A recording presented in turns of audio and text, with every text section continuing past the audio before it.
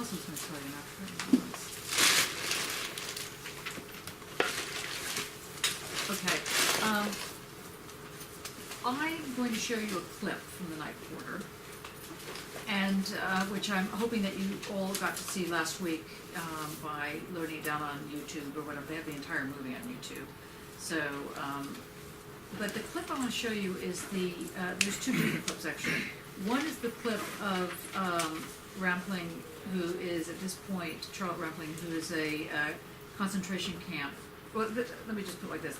The Night Porter is called the Night Porter because there's a man, a night porter, at a hotel, Dirk Bogarde, who's one of my most favorite actors anyway, who is working as a porter, and he's taking people's luggage, blah, blah, blah. And this is after World War II. And this very beautiful woman who is, she's not an opera singer, but her husband is a conductor. And she comes in with him, and they both there's a moment of recognition. They both realize that they know each other. And as it transpires, as the movie goes on, it's because he was a Nazi concentration camp guard. He was, and he tortured her sexually and every other way in this camp. And the scene I want you to see is the sexual scene. So if that's going to upset people, like, let me know, because we won't show the scene then. Or that's probably a bad way of putting it. Does anybody, this is, okay, fascism is upsetting. This is really what I should be saying. And there is an argument that was put out last week, and I want to make sure you understand it in its fullest sense. So I don't want to be I'm not trying to show this film for kind of a gratuitous reason. I want you to get how it works, how aspects of a totalitarian moment begin to overtake one. And it's not so easy to get out of those kind of scenarios. So basically, the first part of the film, which we won't see, is when they recognize each other. And there's like, the second part is this part, but like I said, are there people, does everybody want to see it, or is there anybody that might feel annoyed about it? Should we not feel annoyed about it anyway, Jim? No, but I don't want anybody to feel overly uncomfortable. Okay, the second thing is, the third scene I want you to see is, I think I've got it set up properly for this, is when, is that they decide to, the film goes on, and she realizes that who this man is the man that was her tormentor.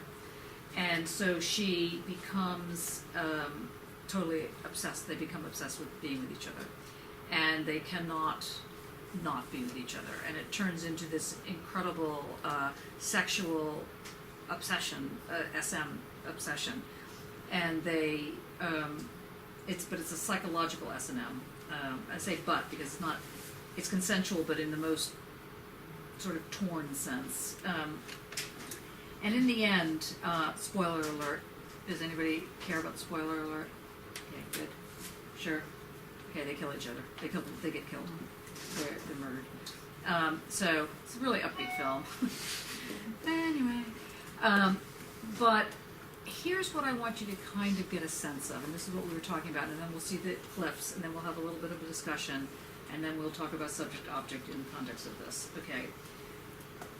The thing about philosophy, and the thing about understanding the world in terms of it, or maybe not in terms of it meaning philosophy, but just in terms of itself called the world, is that if you divide off the concepts from the actual reality, you will not get any closer to understanding anything you're doing.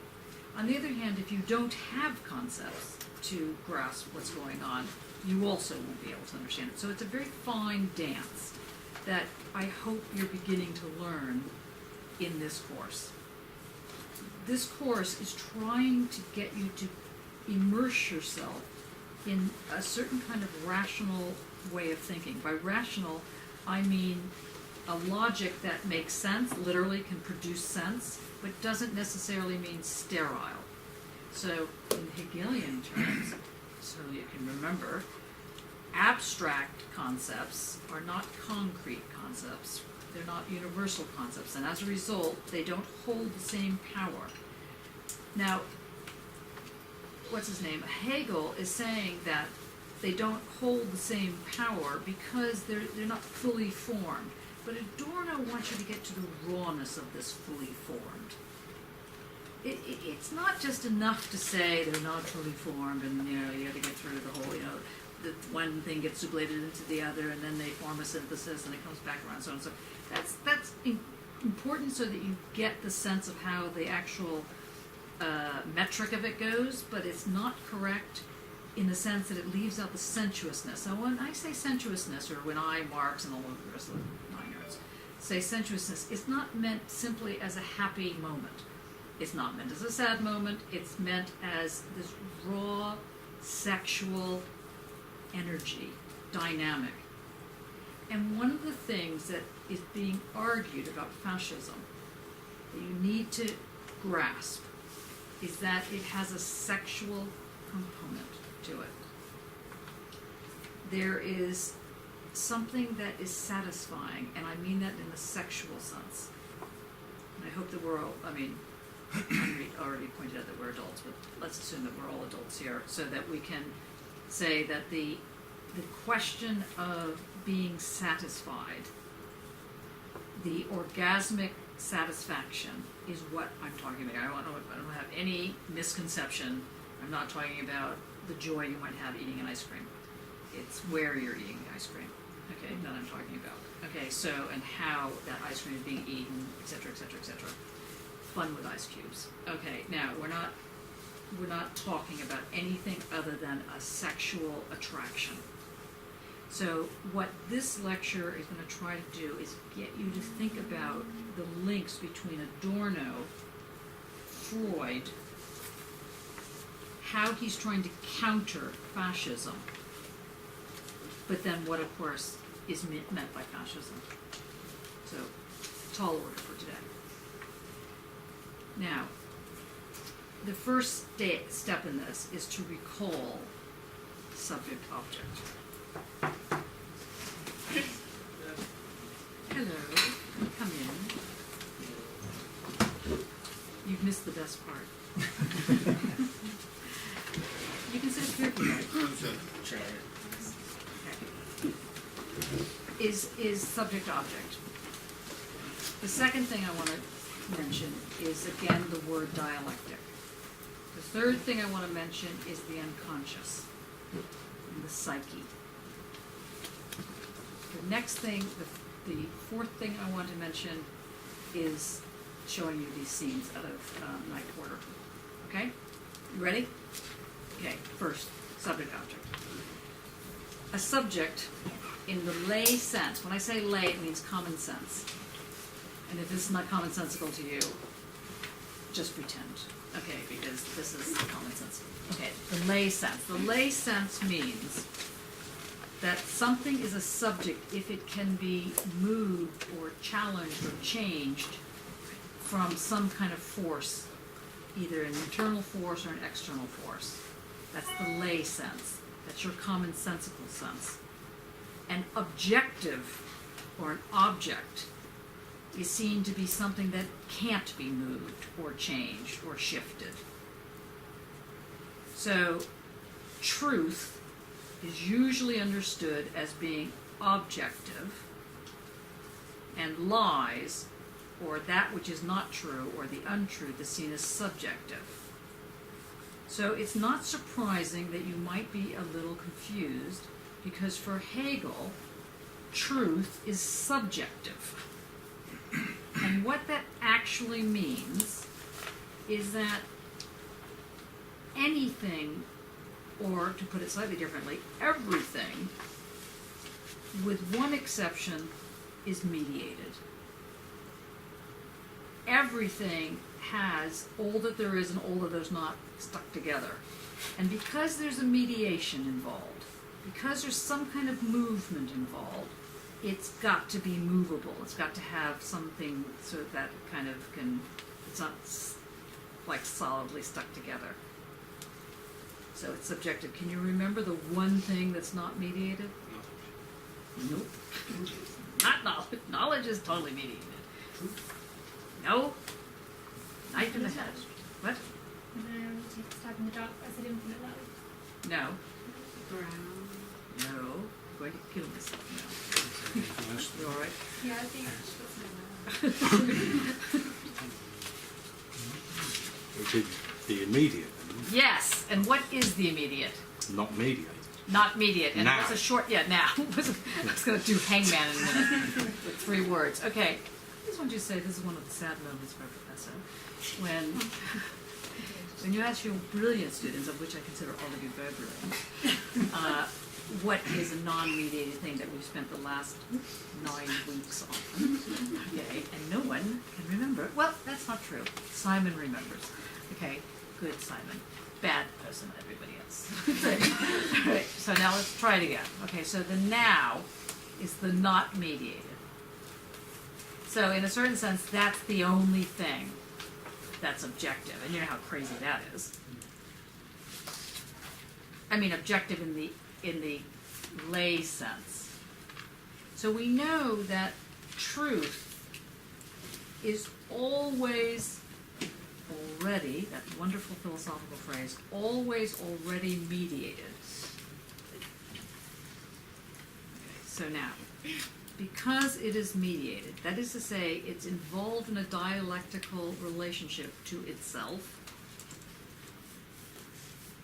it means that it has movement in it, and it becomes fully what it is. Now let's see if we can all remember the lovely trajectory.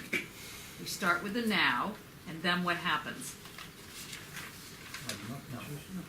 Okay, not now. Somebody said it over here. Intuition. Little intuition, that's right. Abstract intuition. And abstract intuition sublates the now and becomes big intuition, full intuition, large intuition, ballooned intuition, okay? Like however you need to remember this, okay? Full intuition. This is the concrete concept. Because it sublates it, it synthesizes, becomes big I intuition, which does what then? Comes back and does what? Comes back and does what? Forms the ground. And this coming back around is what? Yeah, but what else is it called? Say it again. Becoming. Right. It becomes ground. It is imminent. Let's get the birch and see this now. Okay, sorry. That's a joke. Okay, just kidding. Okay, so it comes back around and forms the ground. And then what happens? Okay, so then sense certainty comes into the mix. And what happens with sense certainty?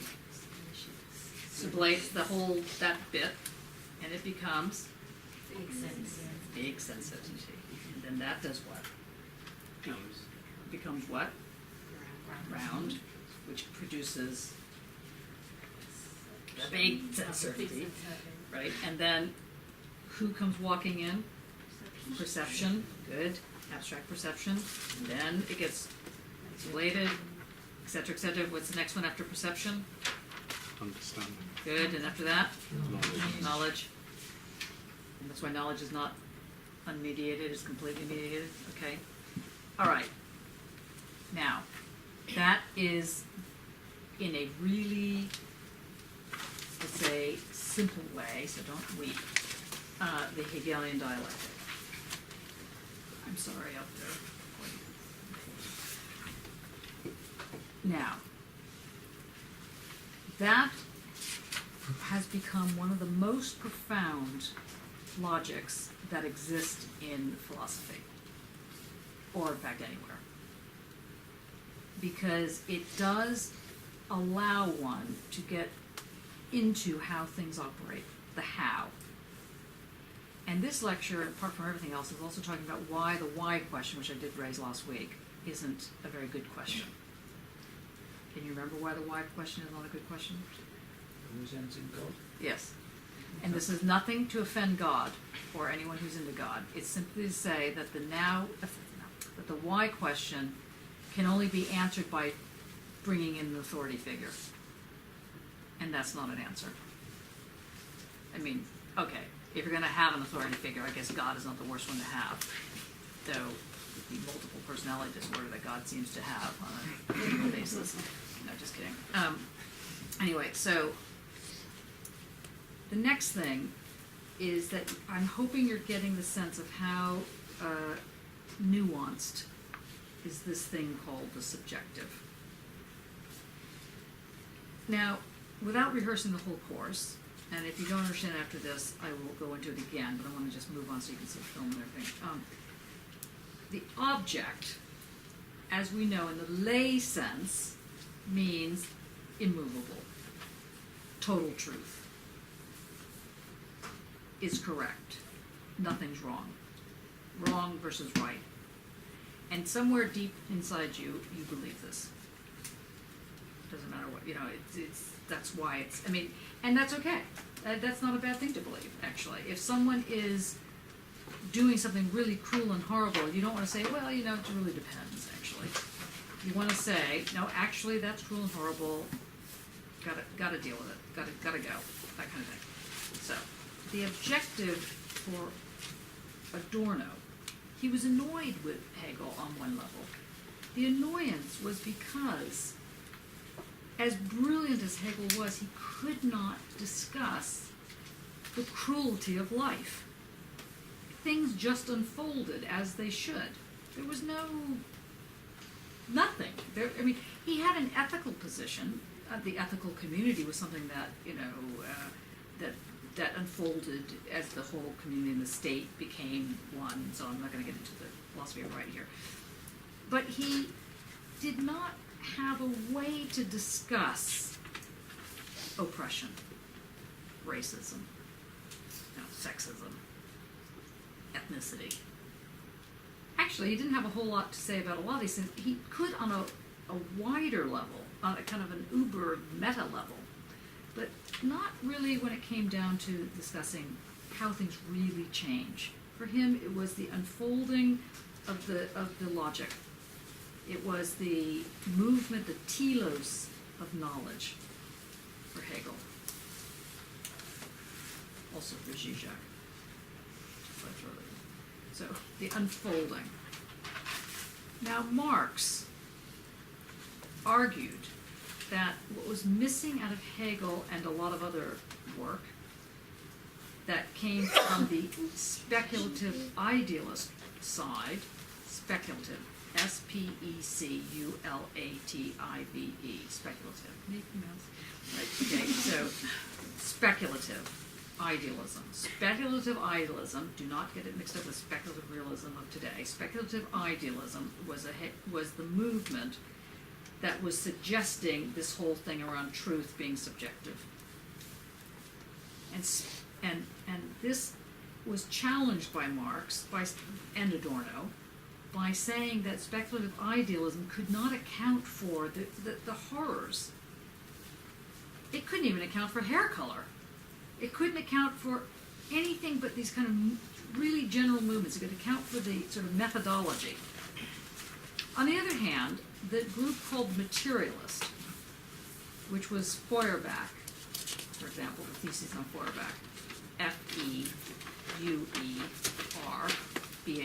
Feuerbach. Feuerbach and co., the so-called materialist of the 19th century, argued that everything had a quote, real basis, an actual, quote, material basis. That is to say, it had something to do with the objective always had to be put forward. And you'd think that Marx, amongst everybody else, would have loved this position. But no, he had a problem with it because it left out the sensuous. And it also left out the political. So, in the thesis on Feuerbach, Marx makes the argument to Feuerbach, look Feuerbach and all you rest of you people, you cannot explain why there are revolutions. You think that people need to be starved to death, and then they'll revolt. The funny thing that happens, or not so funny thing that happens when people are starved to death, is that they die. That's what happens.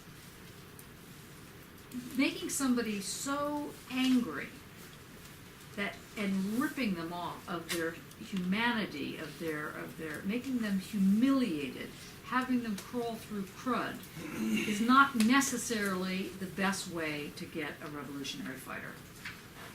It's one way, but it doesn't always work. In fact, if you look at history on any level, you see it often doesn't work. It's not the only germ that happens. So the question is, what does work? What does create revolution? It's kind of an important question, particularly today, but not just today. Well, Adorno's answer, while he's facing the fascist situation, which, without trying to sound, are you all right? Oh, someone made a noise. Okay, Jay, are you all right? Without trying to sound, whatever this can sound like. Today's time period, I do think, I say this as your professor, as someone who is interested in what's happening in the world, but my way of saying it I don't think is 100% right, but I think you need to hear it. I think the time period is shifting in such a way that fascism is becoming the norm. But it's a very different form of fascism than what Adorno was dealing with, though it has similar consequences. The fascism, which we'll get into by the end of this lecture, the fascism that Adorno is dealing with, and the fascism that is actually alive and well today even, was based on three different problems, and he tries to deal with them in negative dialectics. One problem is called corporatism, C-O-R, like corporation, corporatism, C-O-R-P-O-R-T-A-S-I-S-P-A-I-S-M, no, can you spell it? Corporatism. C-O-R-A-T-I-S-M. Thank you. Very good. It's corporatism. Corporatism, in fact, what do you think fasci means? What is a fasci? Jeremy? The rods. Roman rods of us. Yeah, so it was a rod, and what? You mean the member? It means a member, yeah. So to be a fascist was to be a part of something. Yeah, it was, and what do you think corporate is about? Corpu. It's the body. So they're very, I mean, they're not the same. Please, all you corporate people out there, I'm not saying it's the same. But what I'm saying is that unless there is a way to interfere with markets, the markets will tend to become corporatized in a way, or will become, what's the word, like a monolithic situation, monopolies. The monopolies will grow. And trust, big trust groups, which used to be called trust, but now they're just called multinational corporations. So for example, if you buy Colgate toothpaste, which is Palmolive, it's also owned, they also have several other toothpaste brands that are going on, and they're the same brand, actually, I mean the same company. And it's kind of fascinating, they actually compete against each other, but not really, because they all go to the same Uber mothership. You know, so the point here is that the one aspect is that the argument that's being put forward by Adorno and co. is that the economy, called capitalism in this case, but capitalism sounds too flat. It says there is like a too big of an entity. But our economic system, forget about calling it capitalism, our economic system produces corpori. It produces moments of the community that get bigger and bigger and bigger. Now this is precisely what Hegel argued. He argued that bureaucracy becomes the large repository of the modern age. Now, Adorno wants to challenge him on this, and in fact he wants to challenge everybody on it, because he wants to say that fascism is wrong. Now, the fasci, the rod, or the community, or the member, or however you're going to put this, if it is, let's say, evolutionarily coming out of the economic system, why would that be wrong? What's wrong about it? What's really wrong about fascism? Particularly if you're interested in UKIP, and I'm not saying this in order to be a horrible person against Nigel Farrar, whatever his name is, Ferrari, but really, it's a proto-fascist party. It's fascinating that it's doing so well, actually. It's scary. But what's interesting about it is that it says, look, join us. We are you, and you are we. We are one. We are everybody who belongs. We know who we are. This is quite important. And it's very seductive. I mean, it's got to be. Look at Nigel Farrar. I mean, honestly, it's impressive. You know, the man is fascinating. So there's something that goes on that's making it work now. This is the next thing that Adorno wants to ask. How come it works sometimes, but not always? How come fascism isn't completely inevitable? I mean, you'd think it would be, given the fact that the economy massifies, and fascism requires a mass, and it does seem to be kind of a natural process, greed and obsession and property and so on. So why doesn't it happen everywhere? Founded on scarcity, though, isn't it? Scarcity and fear. People start to sort of rummage around thinking that there isn't a lot of stuff left for them. Then, of course, they're going to band together so that people who are like them are safe. They're on the boat. They've got the stuff. Right. So the first thing to do, as I've said over and again, the first law of political science, and this is before the word fascism came into play, so this is in the 1400s, with Machiavelli, the first law of political science is always remember there are leaders and lead. Where are you going to be? You're going to be with the leaders, you're going to be with the lead. Every political environment will always try to produce leaders and lead. And when I say all, I mean all. Feminist, civil rights politics, Democrats, everybody will produce a leader and a lead if they can. The thing is, the bizarre thing under Marx was saying that capitalism, when it first got started, wasn't doing that at first. So Marx, for example, was one of the people who was in favor of it because it was taking power away from enclaves like families and making money as the negotiating feature. And that was a real step forward, scarily. That you didn't have to be bartering on influence only. The same thing with the internet. The internet has the same level of sort of, let's say, promise. Now, so to recap, Adorno wants to say that there's something wrong. He wants to make an ethical remark. There's something wrong with fascism. And he wants to say that he's correct in how he analyzed it. Hence, it's really important to get what he's saying. So, in the Hegelian move, we know that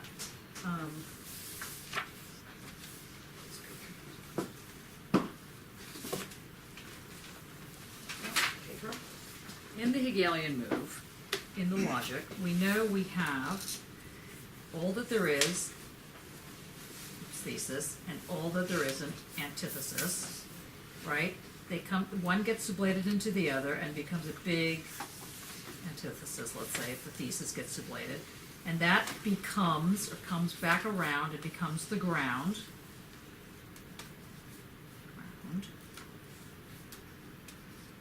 And then the ground gives meaning to these two sides, which is when this whole thing is the conceptual universal of, in this case, the antithesis. Got it?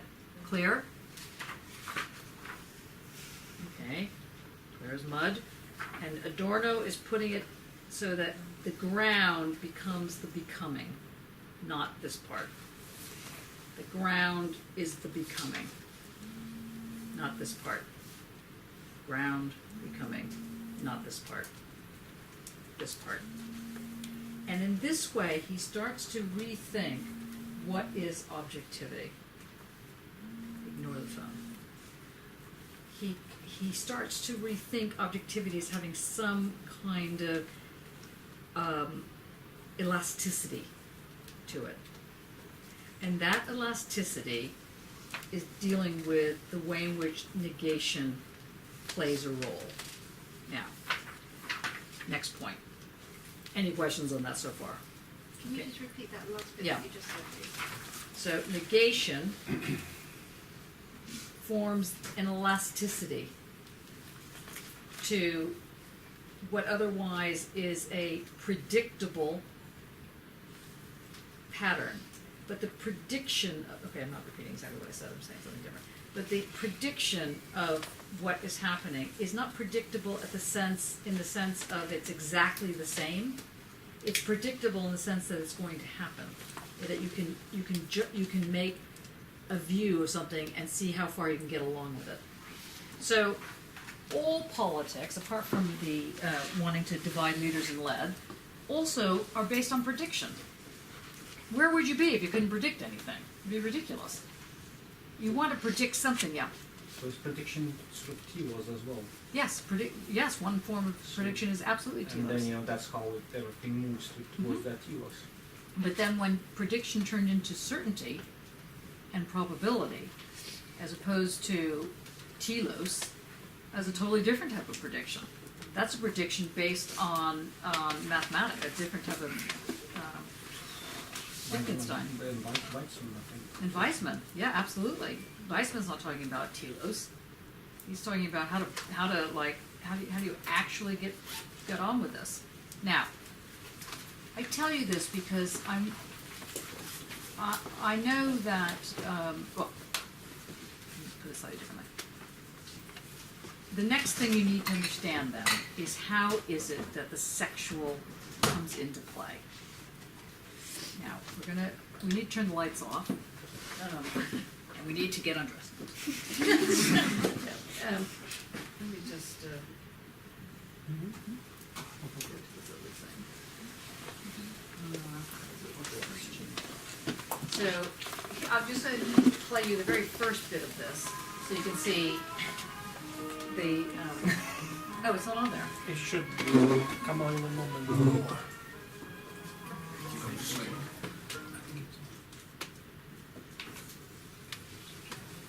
He went to sleep. He's exhausted listening to the fascism discussion. Is it coming on? Slowly. Oh, yeah, okay. Okay, well, we'll watch it from here because this part's not interesting. I mean, it's interesting, but it just sets the scene.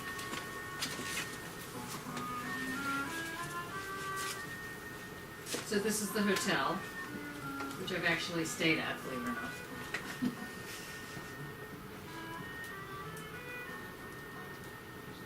I had laryngitis once there. I was so upset.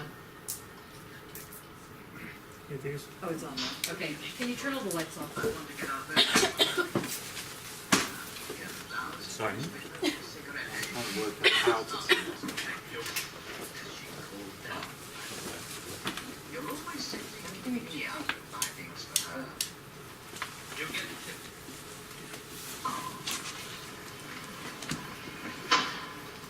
Okay, so this is the hotel, this is the scene, so you get to see the first bit. Because now we're going to try and figure out how to take the argument and deal with things. Here you are. Thank you. Without water? The water's finished. But they will stick in my throat. It won't do any harm.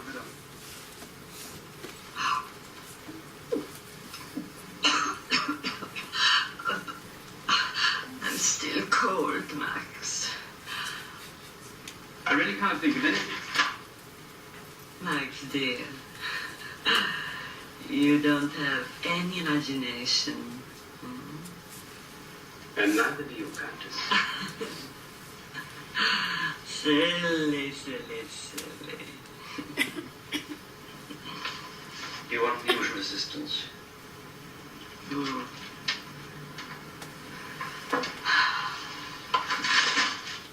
Okay, that's.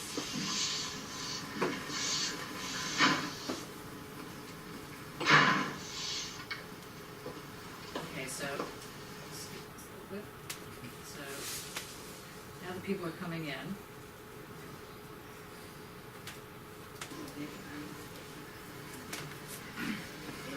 He's a conductor.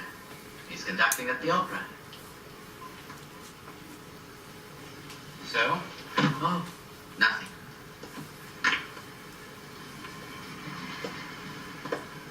The conductor is Jewish. I think you would catch that.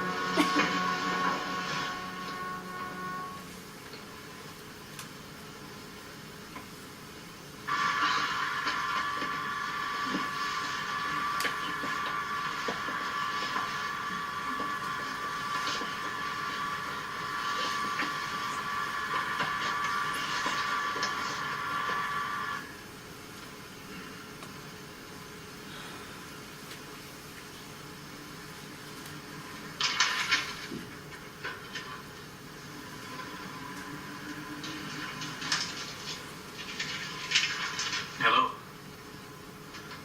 Yes, a bottle of mineral water, please. Very cold. Thank you. No, don't call. Why? What's the matter? Sorry.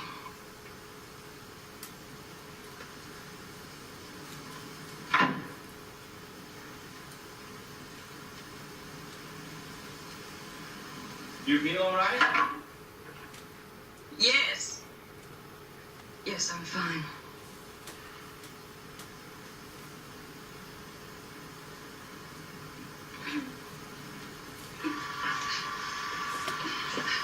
Okay, so, can we move to, there's, picking the girls out. These were just really harrowing scenes.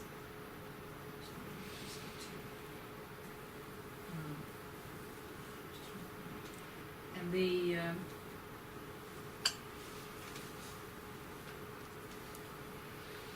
he remembers, I think it's the scene, yes.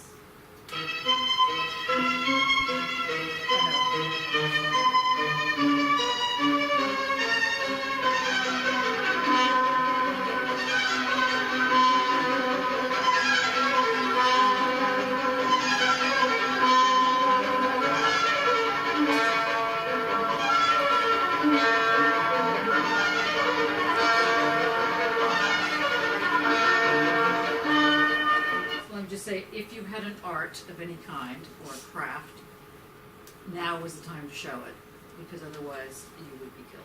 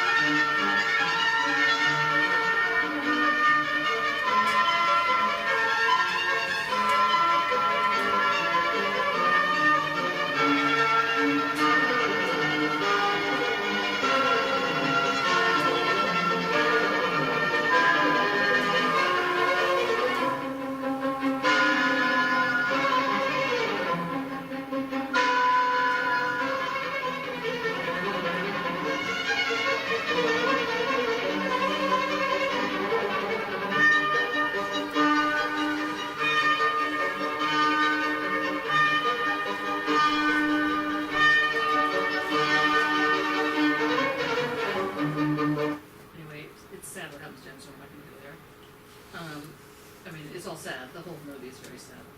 But I just want you to get one last sentence. Finally. Okay, so she's at the opera, but she's thinking about when she was in the concentration camp.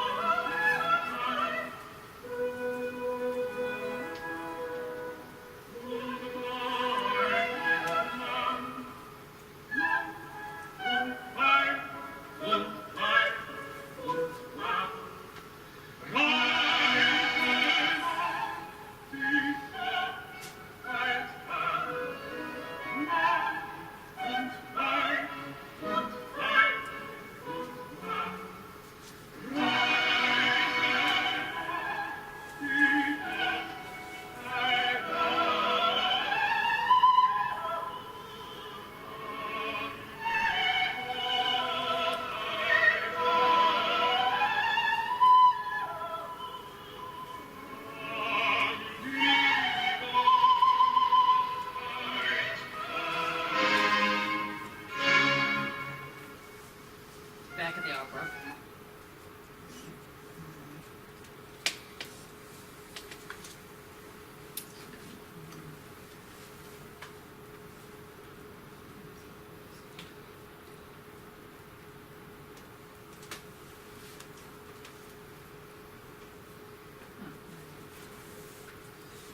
The main scene. You pretty much get the picture, I think.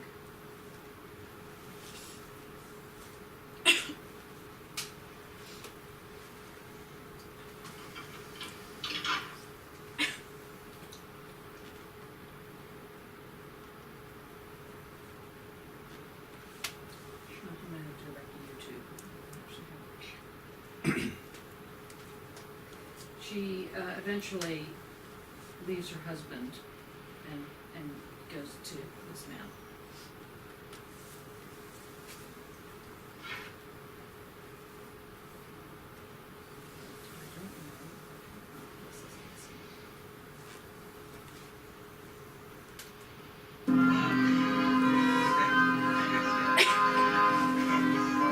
And this is the scene that she'll live over and over again.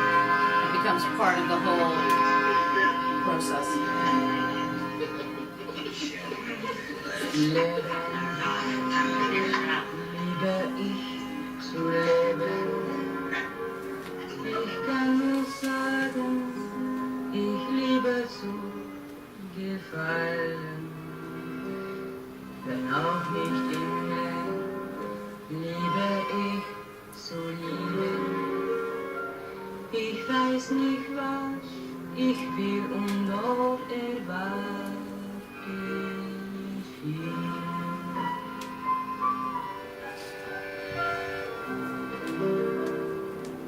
Wenn ich mir was wünschen dürfte, käm ich in Verlegenheit.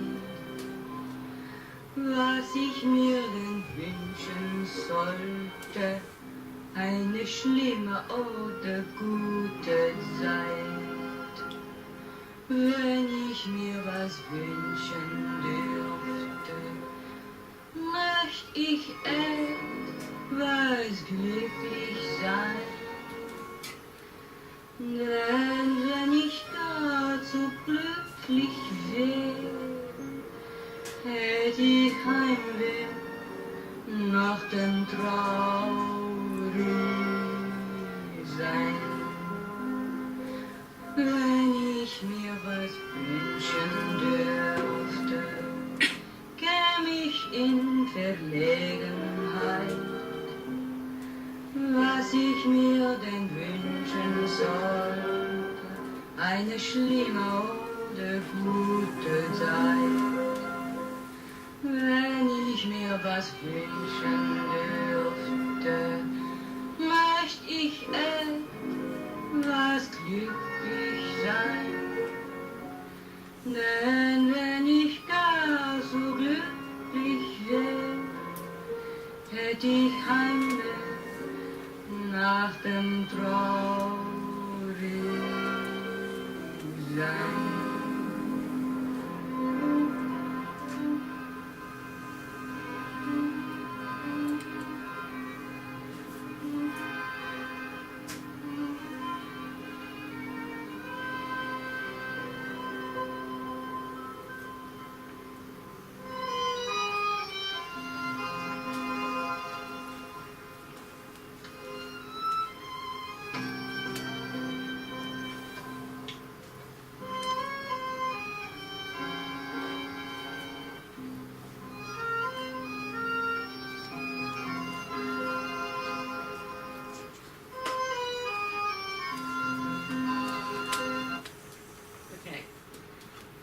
it?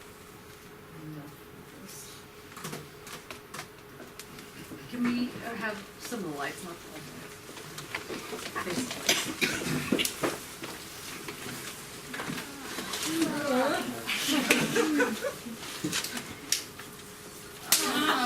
those aren't, that, the light, How do you turn this on?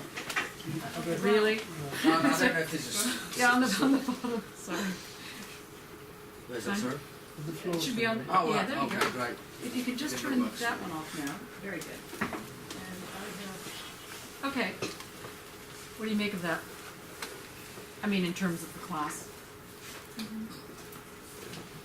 In what way is that related to what we've been talking about? Can you use words like subject, object, or not? Can you use sexual, sensual? Think about it.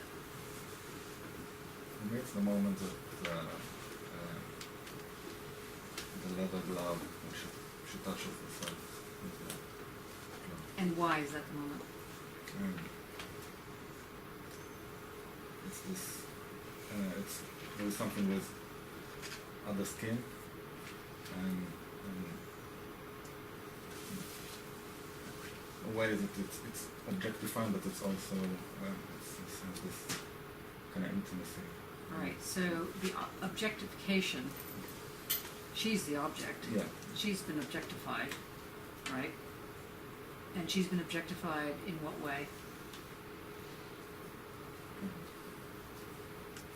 I know it's very difficult. What? So love moments like alienation to yourself. What were people reading into who she was? Who was this creature that was wandering around? You know, She's a Jewish girl, isn't she? She's Yeah, been taken she's- out from the West yeah, for the enjoyment of the German officers. right. And why does that scene work? I mean, the scene does work. It's pretty powerful. She's wearing their uniform. She's wearing their uniform. With like consent as well. It appears to be consent in that sense. Yeah. Were they trying to make their desires okay in that sense? Because I think, like, in terms of their ideology, National Socialism, it's kind of in conflict with, or if I put it in terms of like their ideology as object, that creates, the fact that she's Jewish creates a conflict with that, doesn't it? Yes. That it's not in conflict with the ideology if it was for reproduction purposes, but it's just sex, so that doesn't conflict with their objective. But what else about being Jewish? You're right. That's part of the problem, but it's also part of the solution. John? Is it something around the design for the other?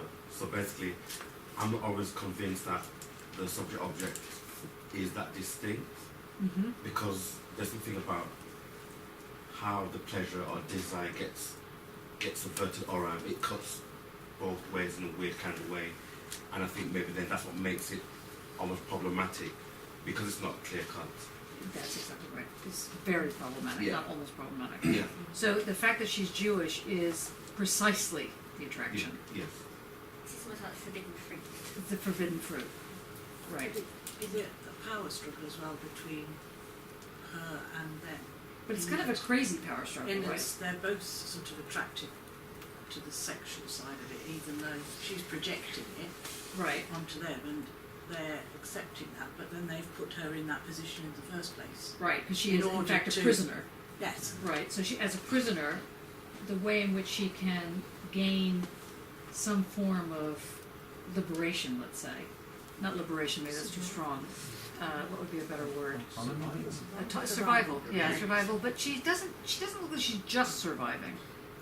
She does look like there's a little tiny. I mean, she might be being a fantastic actor, but I mean, in terms of the concentration. But there's something about the enjoyment. But for the minute she's controlling the situation, so Yes. there is this tiny little moment when she can't do it. Even when That's she's right. That's when, like Guy said, like the important moment for him was when she touched herself. It's like that's also kind of defines that struggle as is she touching herself for herself or is she touching herself Well, that's for what the desire Great. of. coming back to what she sings about actually, because she sings, if I could wish for something, like she actually, sings about, if I could wish for something, then would it be bad? Would it be would it be good is actually even sort of teasing, you know, like and sort of challenging the power struggle inside, you know, through that song even. So how does that work as a, not example of fascism, but why, what is it about this nuance of the sexual? It's not all that nuanced. I mean, we are talking about somebody who's naked, who's, you know, the whole film is based on this kind of, this way in which there's an inability to let go, let's say. But the inability to let go, let me put it slightly differently. The Frankfurt School will argue in part, which you'll come across in negative dialectics, hopefully when you finally get your teeth stuck into it, that fascism and on some level this thing that would be called the culture industry produces this kind of sexual aggressiveness or something, this sexual arena around which one can feel free, but of course one isn't free because they're in the middle of this terrible tango that's going on. And so what you need to get a sense of is how the subjects and the objects jump places, how they become one, how there isn't anything outside. See, it's one thing to say that fascism creates a moment of belonging and that nothing is outside of that moment of belonging. But it's another thing to see how that operates psychically, sensuously, so that it becomes almost impossible to break that totality. And the way it gets broken is when she puts her hand on her breast. And even then, it's not clear. Mathieu, you were going to say something? I was thinking of other two cinematic moments that play around these. One is in American Beauty that came out. Can you say it louder? American Beauty that came out 10, 15 years ago, where there is a side character who is a suburban Nazi, father of the family, and collects Nazi memorabilia and wants to keep the house in incredible order. And then at a certain point is convinced that the main character, that Kevin Spacey, is gay, and in a moment of cinematic drama with thunderstorm and things, arrives into his garage and wants to kiss him. And Kevin Spacey was not gay, says, sorry, mate, he's a grown man. And does not realizes that what is happening on the side, all this, the self-censorship that was taking place through the rigor and the self-discipline of his ex-marine has broken down, and he has finally revealed that this self-imposed dictatorship we had was just self-censorship to contain desire. Mm-hmm. And the other movie I'm thinking of is White Ribbon of Michael Haneke. It's called what? White Ribbon. White Ribbon. Yes, yeah. Which a fantastic movie, which explores the cultural roots of fascism precisely through domestic body repression, education and discipline in a fantastic way. And it explores all the repression of masturbation, the education of children, the rules of a small society in the village. And when we get to these scenes, it's very interesting because it seems that at the core of that repression, there is the secret of melting, about merging the things that had to be kept separate until there. So once one has attained power, then can finally enjoy what power forbids for everybody else. So, this is the way I was seeing the cabaret moment, which is absurd, precisely because it doesn't fit the general separations.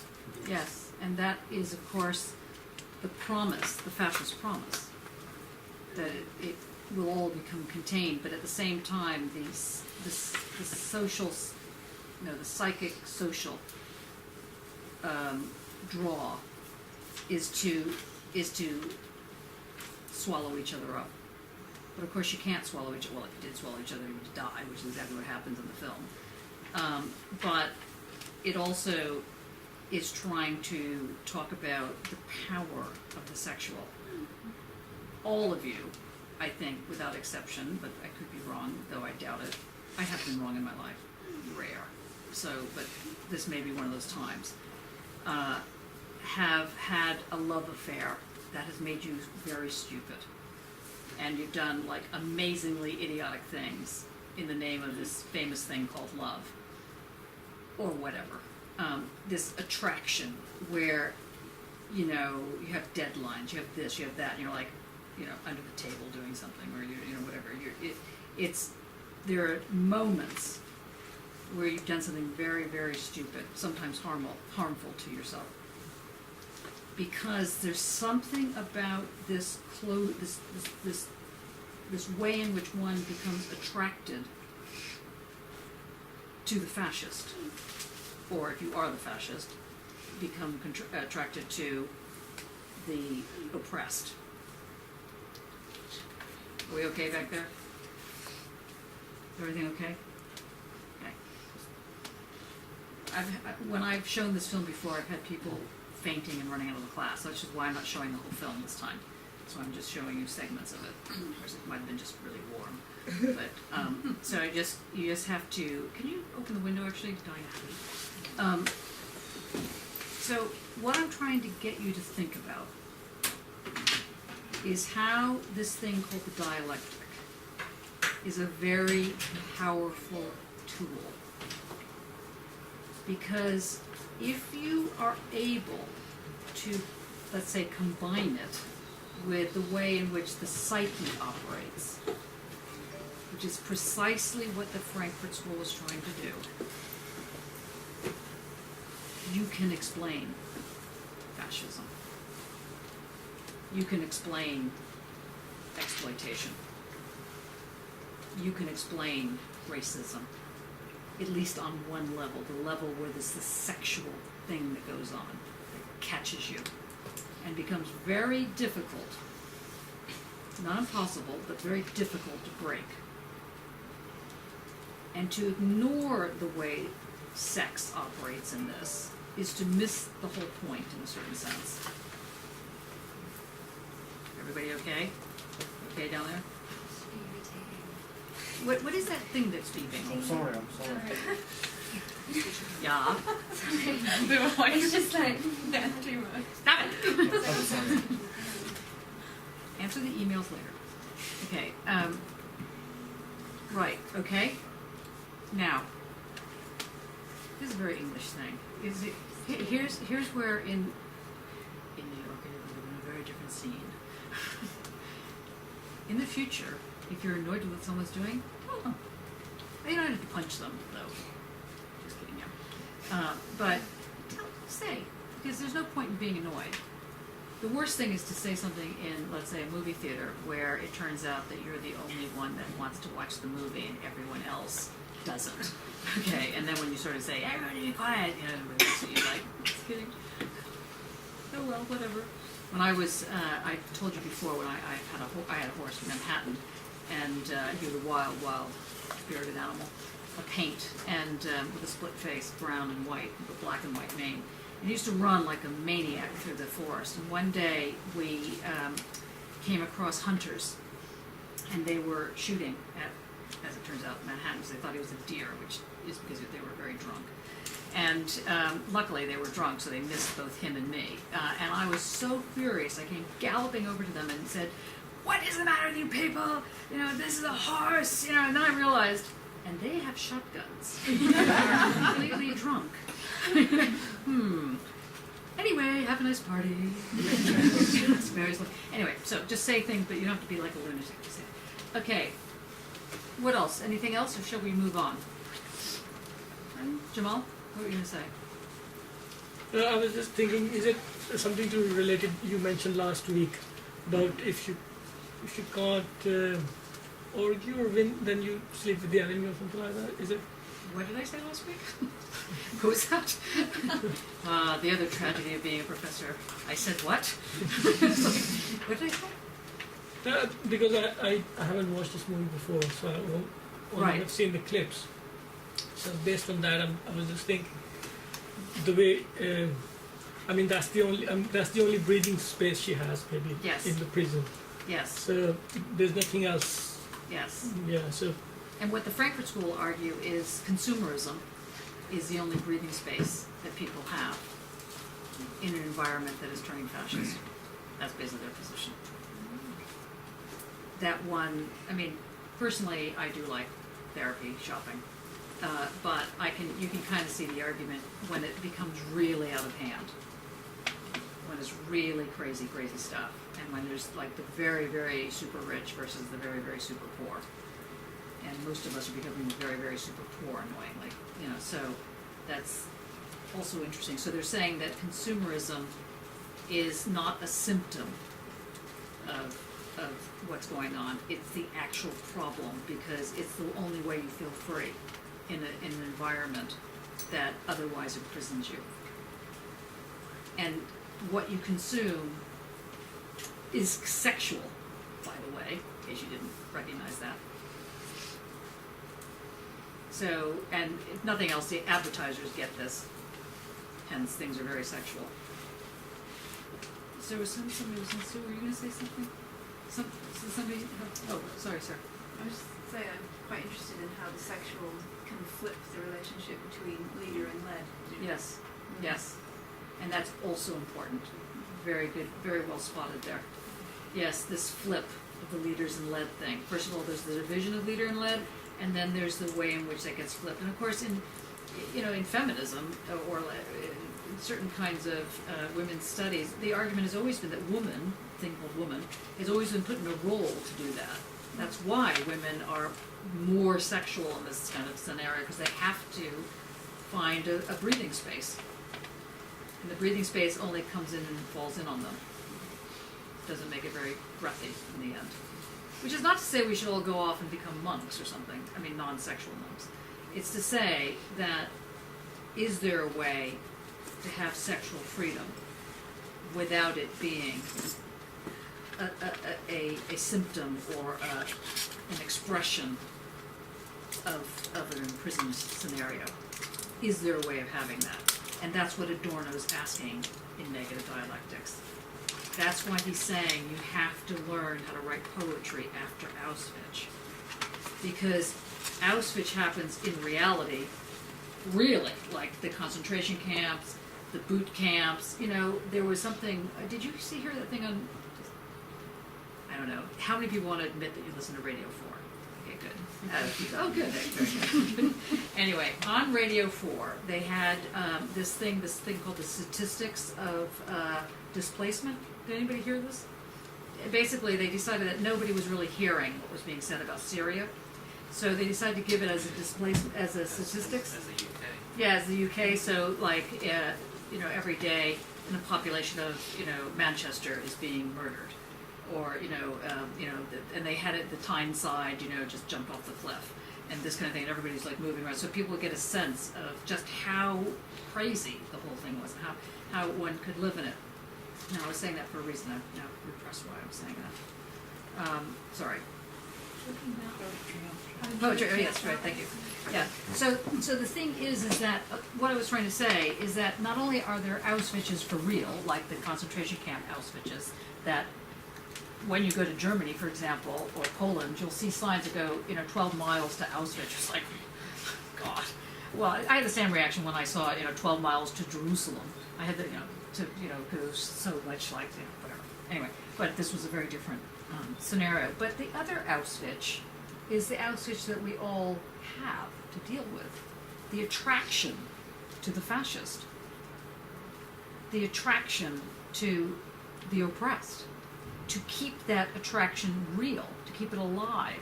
Now, we're not talking about consensual S&M here. We're talking about this other thing that goes on that traps you. And one must learn, A, that one has an Auschwitz of their own, and how to write poetry after it. First of all, that there is an after, and second of all, how to kind of go beyond that, not have it always as your point of reference, but somehow also have it as a point of reference. So to understand that it's part of one's history, but it's not part of the history that one is going to forget, because you can't forget it. But at the same time, the way one uses that must be done in a way that doesn't bring you back into the Auschwitz. And that's what we're talking about here. And it's a very powerful plea. You must write poetry after Auschwitz, which doesn't mean everybody has to go around doing sonnets. Okay, it means you need to understand what is required to go beyond Auschwitz, because Auschwitz is happening every moment in the contemporary world. Every moment. And that doesn't mean you should now throw yourself off a cliff and go, okay, well, there's nothing that can be done, oh well. It's precisely the other. There's no oh wellism here. Although, has anybody ever seen the film Never Let Me Go? Now, there's a wrist-slitting film, if ever there was one. So you really must take caution to watch that one. Never Let Me Go. I saw it one time. I was so ill after I saw it. I could never see it. I won't be able to see it for a long time. But it's about these kids who are, as it turns out, are being farmed for their organs. And they're told that they are special children. And they go in for operations, they give off part of their liver, or they give a kidney, and eventually they give up all their body parts and they die. And they kind of know this, but they're told that if they're really, really good, that someone will come and adopt them. But that's a lie. No one's going to come and adopt them. And so they come to realize the lie. And they try to do the same thing that Adorno is talking about here. They try to create this moment of life within the prison, within the Auschwitz. And they have it up until the very end. It's a very sad film. Again, like I said, don't watch it unless you're prepared to have antidepressants all over the place and, like, I don't know, a party somewhere and someone can hold your hand, because it's very depressing. On that happy note, are there other questions so far? Because this is very heavy stuff, and that's why I wanted to prepare you psychologically for it and also scholastically for it. Because if you don't face the evil, or you don't face the fact that there's some crummy things in the world, who is? I mean, sadly, we're it. I mean, look around. That's really to inspire confidence, isn't it? Right? Sorry, I don't mean it in such a negative way. Thanks. It's a bit about subject and object. Okay. Did anything break? Anyone? That's Okay, well done. Yes. Yeah. It's something like that. It's on Syria. So if you put in displacement statistics and Syria, you'll get this. Yes. Oh, by the way, Ash wasn't feeling well tonight, so he sends his greetings. He's having to be not around for 2 weeks. He's dealing with his not feeling well. So he wants everybody, hello Ash, he's really watching this. Hello Ash, very happy movies. Okay, you were saying that, Nick was saying that you're not, can you put it into a question as opposed to the general? How did the sort of swapping of subject and object relate to the scene in the film? I thought that's what you were referring to. Mm-hmm.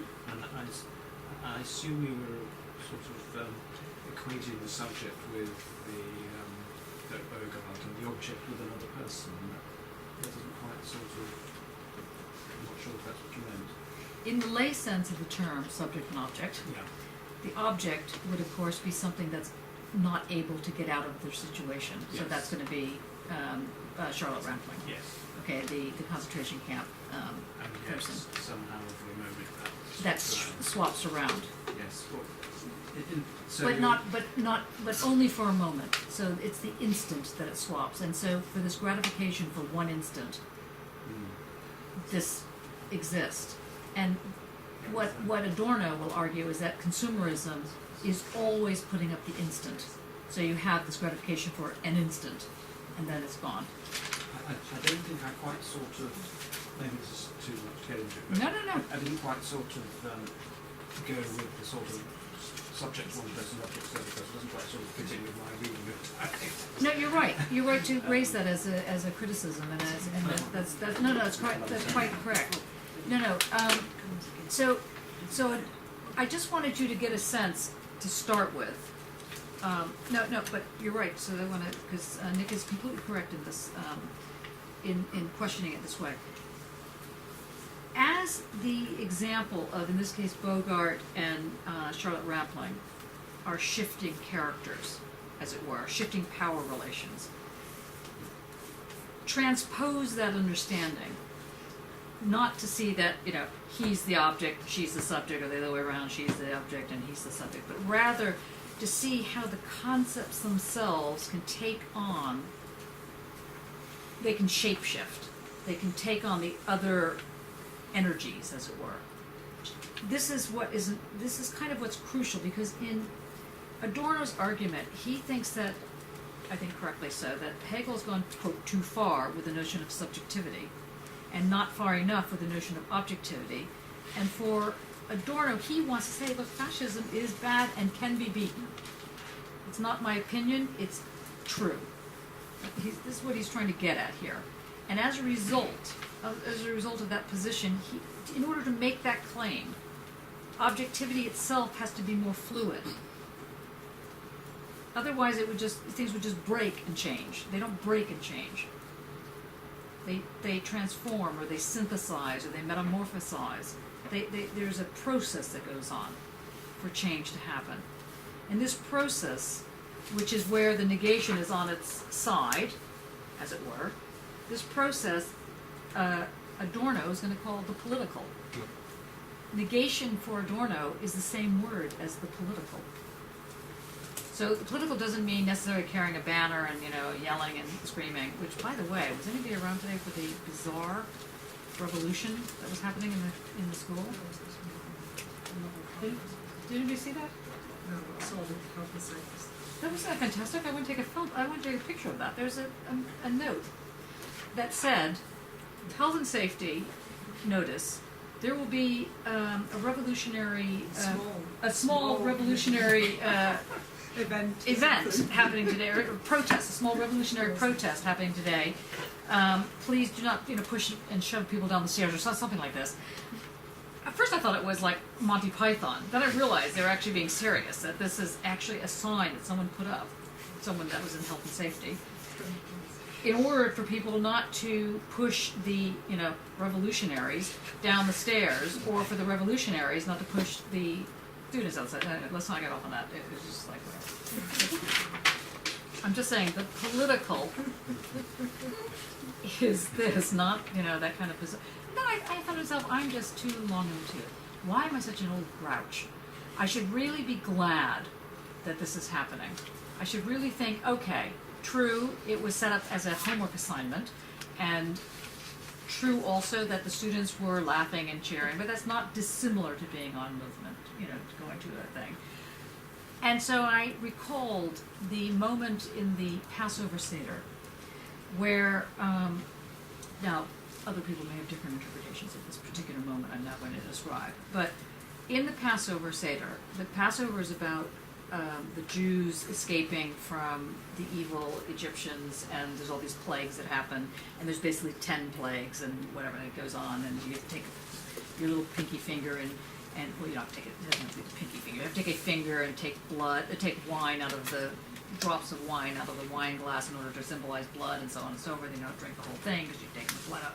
Whatever, it's all very complicated. But in one part, there's a thing called the afikomen, which is it's a piece of flat bread that's broken by the person who's kind of leading the moment. And a child goes and hides the afikomen. Actually, they steal it. And they hide it somewhere. And then you have the same thing going on, and everybody's talking and laughing and eating. And in order to complete the thing, the Seder, the youngest child, has to go find the afikomen and bring it back. But the child does not have to give it back once they find it, which of course they do find it because they're the ones that put it away somewhere. They have to negotiate, or the leader of the table has to negotiate with the child to get this thing back. usually it involves money. I mean, it's totally sad, you know, but whatever. It has to do with, you make a negotiation as a child saying, I want the following 75 things, and then I'll give you the afikomen back, and then we can continue. And this one rabbi that I knew explained this little moment in a way that I always loved, and I thought it was fantastic, and so I always loved this part of the thing, which is that sometime in your life, you're going to have to know when to steal. You're going to have to know when to barter once you've stolen. And the first time you do it, it should be fun. So the next times are not going to be fun. And I thought that when I saw this mad, non-revolutionary homework assignment going through the School of Art. I thought, oh, at least they're doing this, and it's kind of fun-ish. You know, the next time they do this, it won't be fun, but they'll kind of have an idea of what to do. That was my theory on it. I don't know. Maybe it doesn't work. Okay, anybody want to say anything more about the subject-object? Did I explain that well enough at this point? Because really it's just to take the nuance of how things shape-shift, how the concept shape-shift, and why that's important. I think this sort of idea of shape-shifting is very good, isn't it? Because is it not, if you want to sort of sum up what Adorno is doing, he's trying to sort of make the whole process more fluid and less Yes. and allowing more things to get in and things to get out. And things to get out, and things when they get out, the whole thing doesn't collapse. Yeah. And that the thing that's, I guess the second point, this is what I was going to talk about after the break, but we can raise it now. The second part of that, which is that the political or the negation, or what we call the becoming, or immanence, this bit here that he's talking about, that this part is itself something that requires non-closure. And it requires an understanding of the whole, the totality, to always include in its totality the fact that it doesn't close. So it's a very weird notion of the total, because the total includes a surface. And the surface can be the political, it can be negation, it can be whatever. And he's going to call that objective. And that's the Mattia? Would it be right to say that then the negativity that is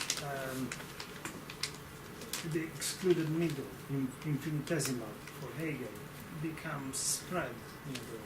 Yes. So indeed, it's negative dialectics. It's not a dialectic that simply does not close. It's a dialectic that is all over negative. Yes, right. This is why it's possible to have that moment of merging that we saw in the film, because there is no longer a separation between one on one side, the object on one side, and something on the other. It's a Right. It's everywhere one finds both. Yeah. This is.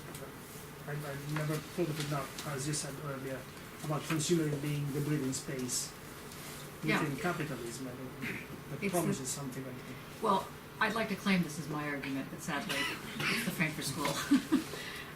But yes, I mean, this is what gives one a moment's relief from the drudgery called life. You know, you might want to say capitalist life, but whatever. You know, it's this moment where you can just go, right, you know, I'm just going to go buy myself something, buy myself a present. You know, and that is very much part of our culture. And it helps one feel empowered for a minute or a moment or an instant. But it does do that.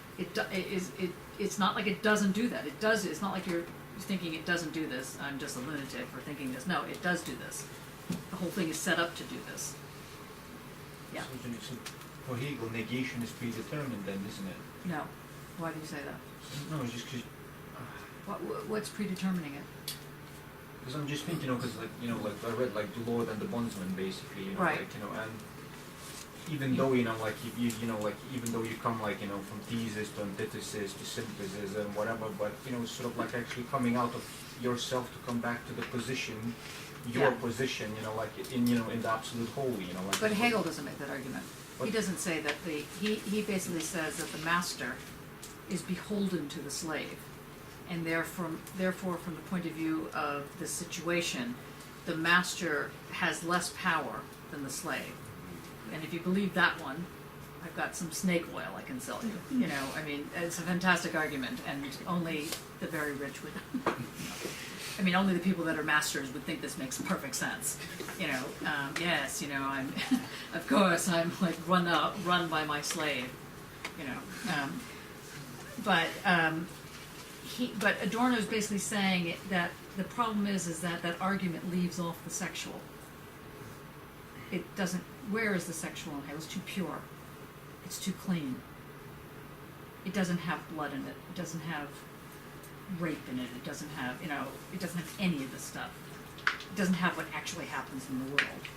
And there's no way to talk about it except to say, well, you know, if the dialectic gets, you know, synthesized, it's like, really?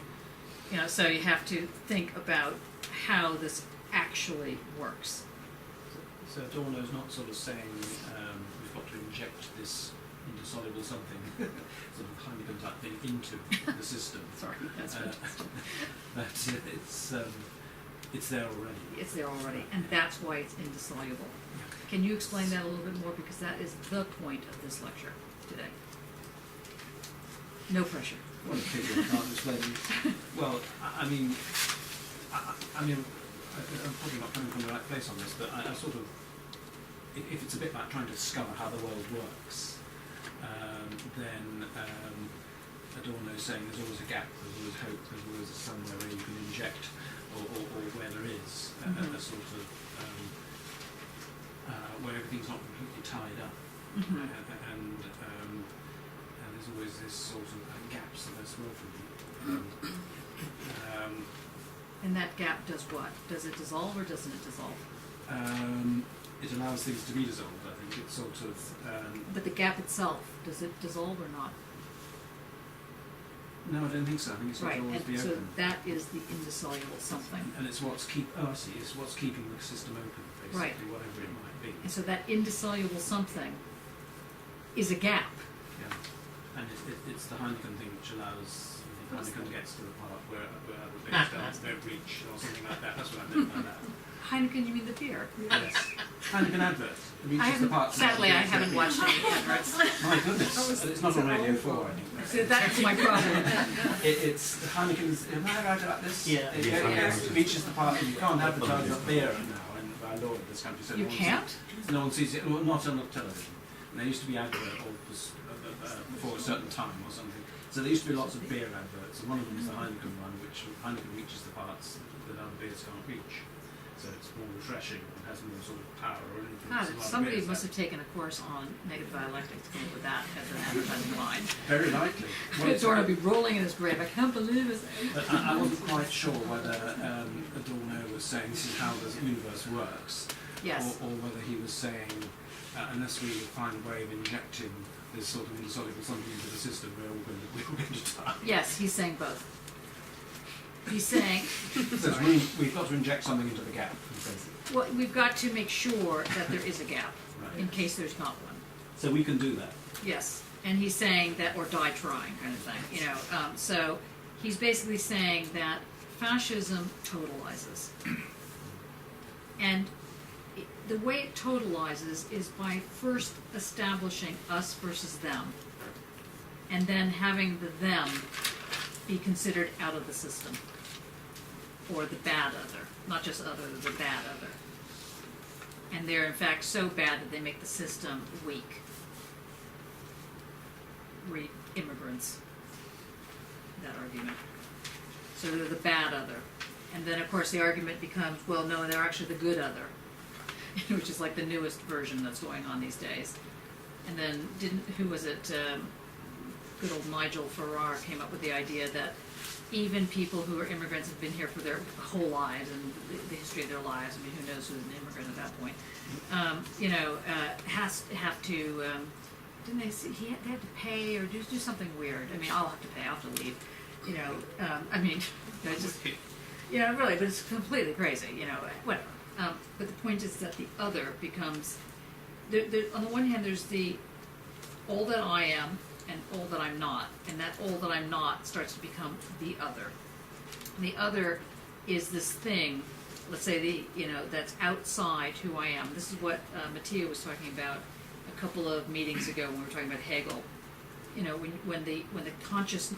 one's consciousness is that one realizes that the other is out there and not me, not the same thing. And this other being out there, which is not me, and it's not the not me. Okay, so it's not the dialectical form of me, right? It's this whole thing other out there. At some point, it becomes the bad other. It becomes the reason there's problems. And there's always a hunt for that. And in fact, in religious terms, I was listening, again, Radio 4, I was listening to a religious program on trying to explain plagues in religious terms, and they were talking about Ebola. And the thing that they were saying was that it's very difficult now to find a blame target, because at least with HIV, they could blame gay people. It was insane, really. Oh, God. But it was this kind of argument that, well, who can we blame for the Ebola thing in the God religious side of things? It was another interesting program. Anyway, so this other becomes bad other, and the bad other must be gotten rid of in order to protect. And like you were saying, Sarah, when there's scarcity, this tends to be the case. The question is, how come there's scarcity? Now, the argument is because there's a lot of people. Don't fall for that one. There's always been a lot of people, and there's always been scarcity. So the question is, how come there's scarcity? Just it's enforced, isn't it? Yeah. They're putting it on you to put you in a situation where you want to get rid of people. Yes. Yeah. And it's kind of fun. I mean, did you listen to any of the interviews on Radio 4? No. On BBC? God. What people are asking, why were you voting for UKIP? People are saying that it's because they're trying to make a point to the other two parties. Yeah, and that's how it begins. Very molecular. Be on your toes. Because it's very pernicious how this works.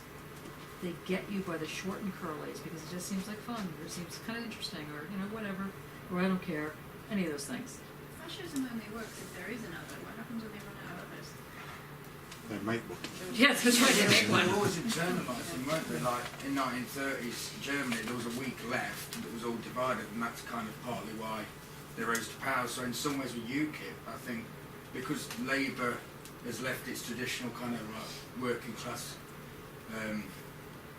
groups, it's kind of in some ways Labour's fault that UKIP's rising up, because in a way, because they're not with their core base of like kind of working class people. They've left them for like a squeeze middle, and UKIP's gone into banks that. ever be seen as being evil? I don't understand this. What? No, but I mean, why are they not really the cause? I mean, I don't understand why Labour and and the Tories and whomever else could say anything. Why they don't just say what actually is going on?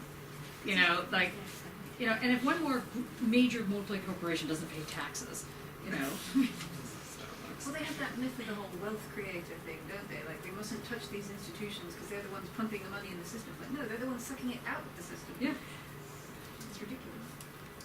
Yeah, it is interesting, and I don't think you're incorrect about the losing the base, the way in which they've lost their groups. But the question again, I keep going back to it: why is it that it's so sexually titillating to decide to harm oneself?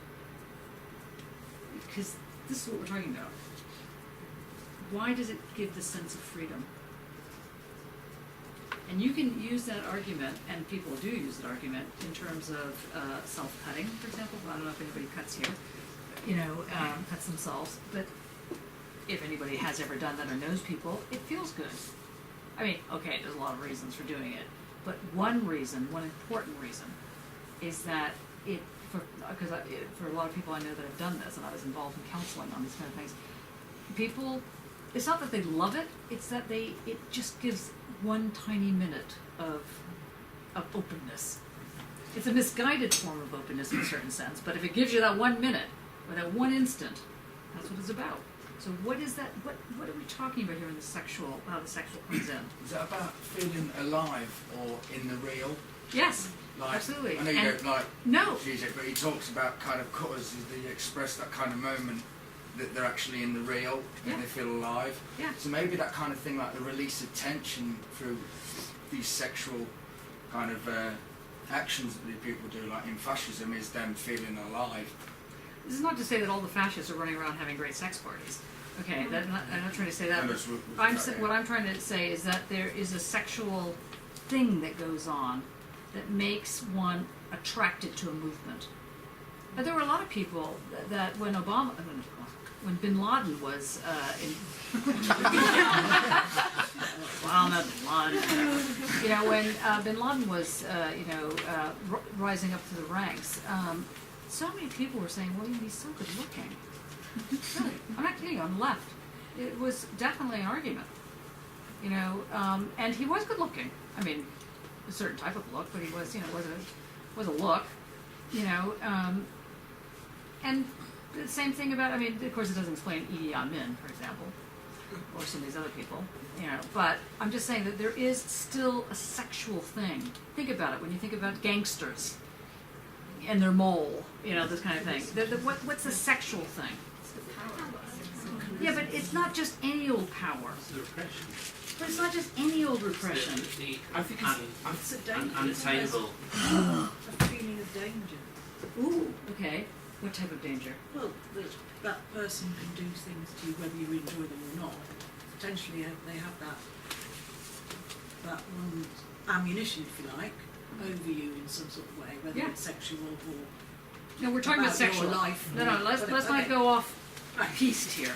Okay. Sexual. Okay, Let's say sexual sexual. then. Yeah, thank you. Gentlemen? I think part of it is that, because I'm not really sure that it's like you want them trying to do it to you. It's around you. I think part of it is around your own fantasies and desires that you might have that they could facilitate.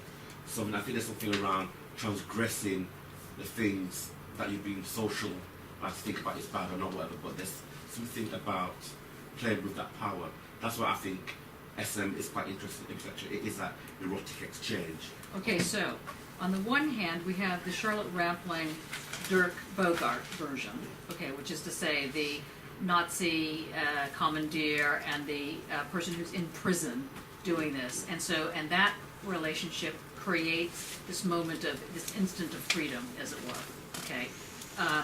On the other hand, we have a different thing you're talking about, and this different thing is where, let's say, two people of some sort of not necessarily equal power, but equal. They're not their status isn't taken into account, which is what happens in this film, by the way. The status ends up becoming leveled, and they're both in the same situation. They're at the same status, and so now we're in a consensual version of this SM thing, whereas before it was a non-consensual version, and the only way to find some kind of freedom was to create the sexual sort of parameter. And then the second version that you're talking about is when there is a consensual situation and still there's this danger attraction. Yes. It's the way in which somebody can deal with boundaries, one's own boundaries. So those boundaries get played with. Yes. And what is it about it being sexual? But Yeah. I think it is indeed power, and it has an element of sexuality, but because it is power over the body, Yes. what happens there. This is the key.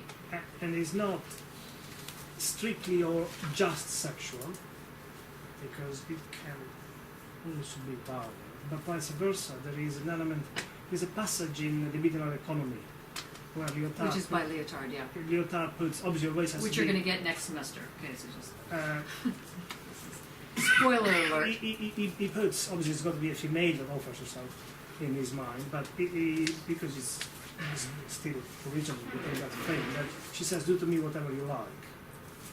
And that's the other side of this, of the power game, the power over the body. So there is this passage. First, one is a subject and one is just the body. And then the power over the body becomes the game. And in the movie it becomes exchanged. Say that slowly. The power over the body becomes the game. So you got to understand how this shift is happening. Adorno is a very nuanced thinker, despite the fact that you can't read it because it's like going through mud. You know, but he's actually very nuanced here. Really important. Go on. And so it moves from, what's the first one?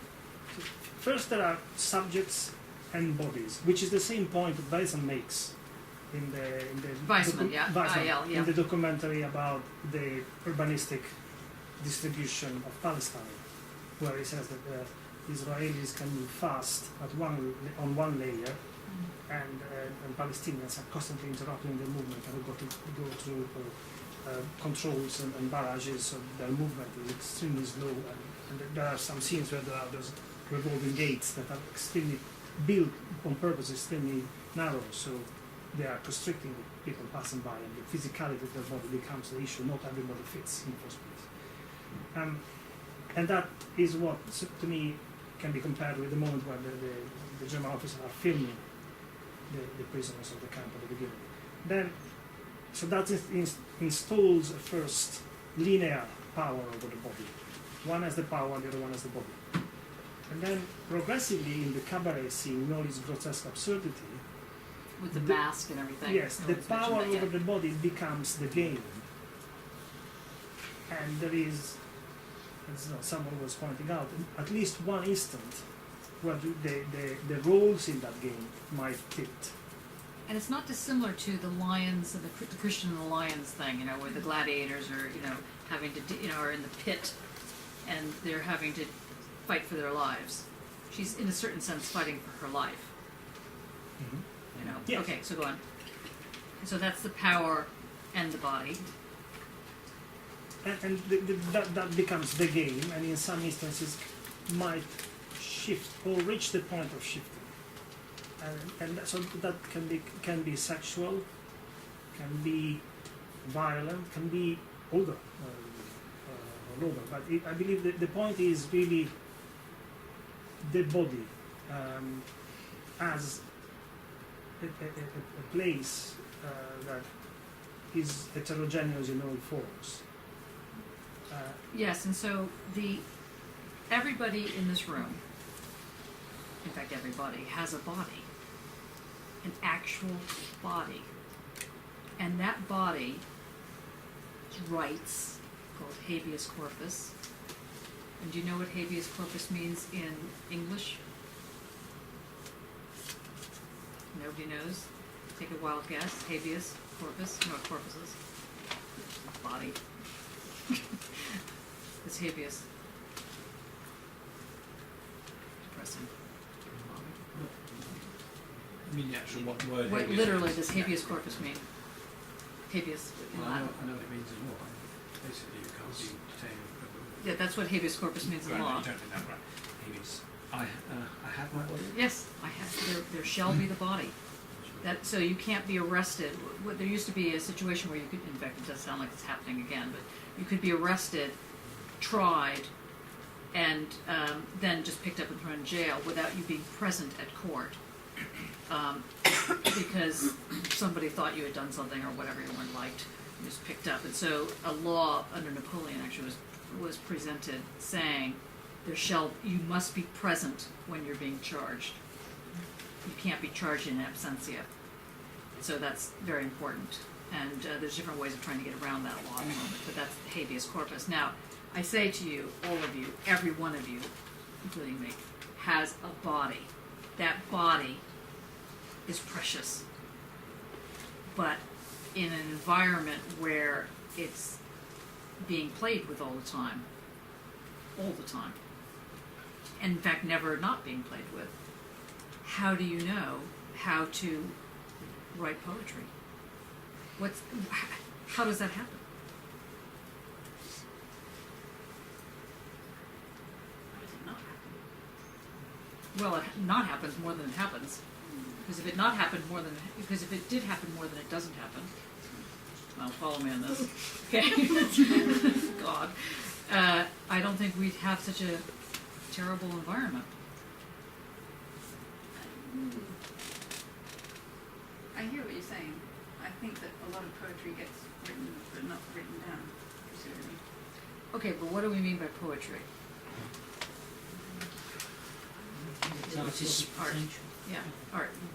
Not even potential art, actual art. It's not enough to just think, oh, I'm an artist. Blah. Or, I have an interesting project, I'll do it at some point. You actually have to do the art. Why? Why is it art and not, drinking champagne? Or, well, that's a better example. Why is it art and not, accounting? Is it about keeping the system open? Yes, but why does art do this and not accounting? Because it has an indissoluble something, because it is a process, but what we just talked about? Yes, and what is sexual? What is sexual linked to? Body.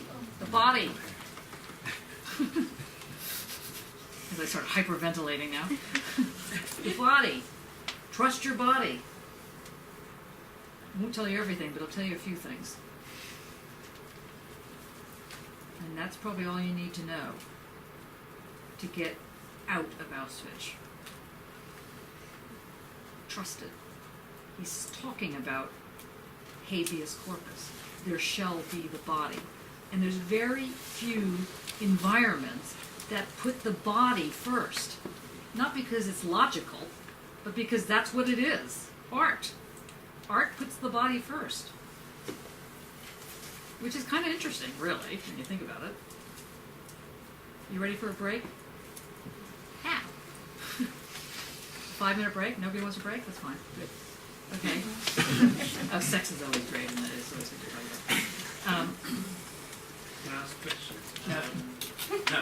No, it's okay. Object subject. Oh my god, I thought we... Okay, yeah, no, go ahead. To what Matthias saying towards. Okay, Mattia, you're being blamed for this. Does it become a singularity? Don't go there. Just asking. No, don't go there. Because it will lead you astray. Because you don't know yet what a singularity is. So to ask that, you kind of haven't, it's like phenomenology. Don't use that word yet. Yeah, not yet. Mickey is still bad. No, you can use phenomenology now that we've got it. I still don't know how to do this. Okay, that's fine.